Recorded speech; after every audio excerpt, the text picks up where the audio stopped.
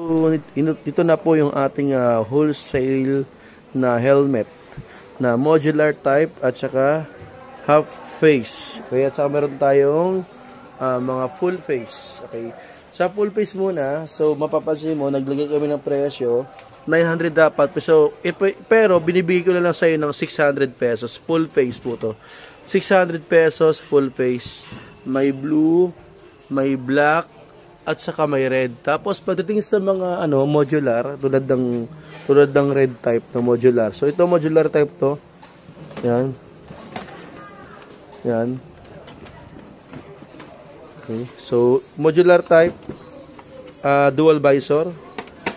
So ang presyo nito ay 1,000 pesos. Ito 1,000 pesos din to, white. May ibang design tayo. Ayan. Meron tayong white, red, blue. Yan, modular. Black. Yan.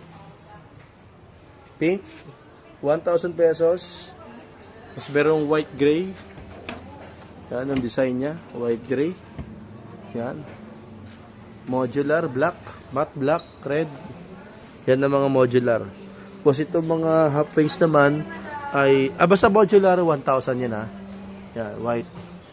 So itong half face, 550 to. 550 pesos. Ito blue, matte black, dual visor po yan ha. Dual visor. Matte pink. Yan, dual visor po yan. Ayan, dual visor po. At sa lahat, ito yung mga glossy black natin.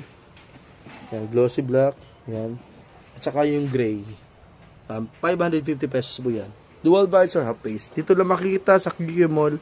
Kaya po, back entrance, dito malapit sa Rayoko Power Tools.